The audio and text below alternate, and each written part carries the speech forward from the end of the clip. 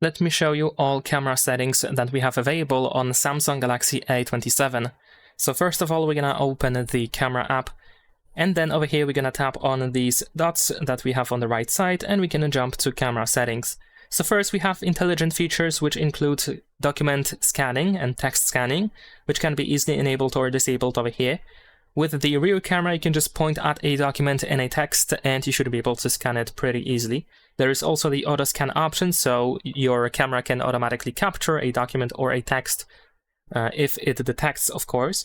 There is also the QR code scanner, which we can easily toggle over here.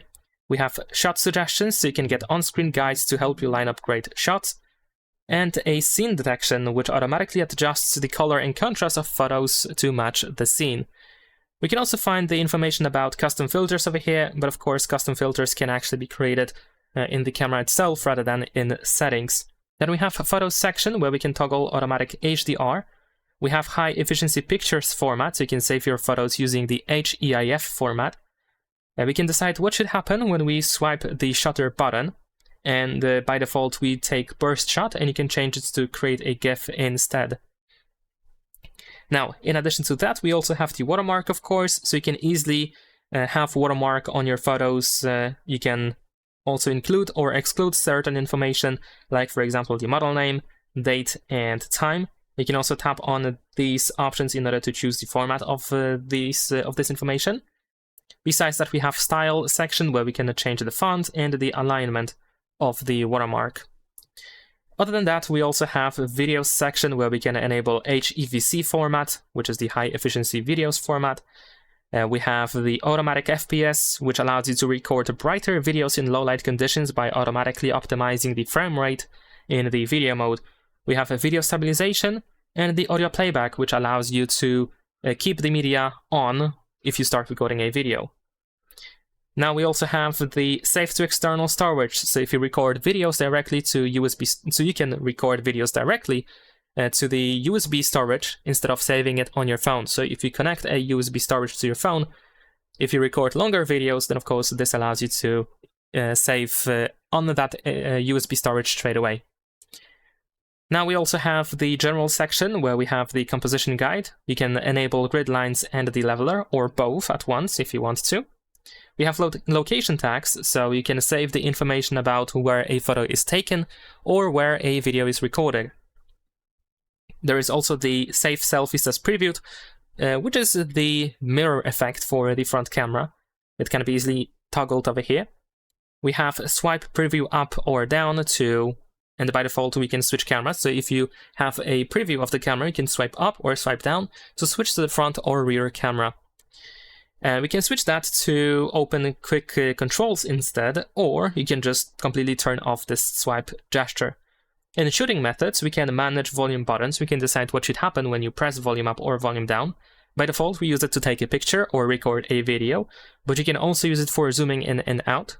And also you can just control the sound volume, so you pretty much disable the additional functionality for the camera. There is also the voice commands, which is available only for some languages. I'm not entirely sure what languages support this feature, but as you can see, English does. So we can say smile, cheese, capture, or shoot in order to take a photo. Or you can say record video in order to, well, do exactly that.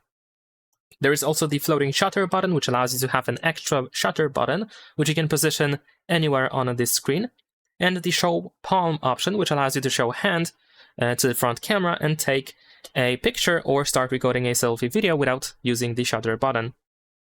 We have settings to keep, so you can decide which options should remain as they are when you exit the camera, so then when you re-enter the camera, once you open the camera again, then these settings are going to be still there. So for example, if you switch to the video mode and you exit the camera, if you reopen the camera and you have the camera mode enabled over here, then you will be back in the video mode again. Without having to go back to the video mode, actually. And if you have a memory card or microSD card added into your phone, then over here we have the storage location, and you can decide if you want your photos and videos to be saved on the phone's storage or the SD card. There's also the show Snapchat lenses in fan mode, so there's also the fan mode, of course, which allows you to use Snapchat filters. This is how we can enable and disable it. We have some permissions lists, so you can see which permissions are used and granted for the camera. And we also have the option to reset camera settings. We have more information about the camera, and you can contact Samsung to get some help with the camera feature, I guess, or with the app. Other than that, remember that all of these different camera modes also have some additional features, like for example, the photo mode has the motion photo. We have filters. Here we can create the custom filter, as I mentioned before. We can enable 50 megapixels or switch back to 12 megapixels. Most of these features are, if not all of them actually, are available by tapping on these 4 dots. So here you can see the full list of all features that are available in each camera mode. And if you're looking for the fun mode that was in settings, then over here it is on the left side. And that is pretty much it. Leave a like and subscribe.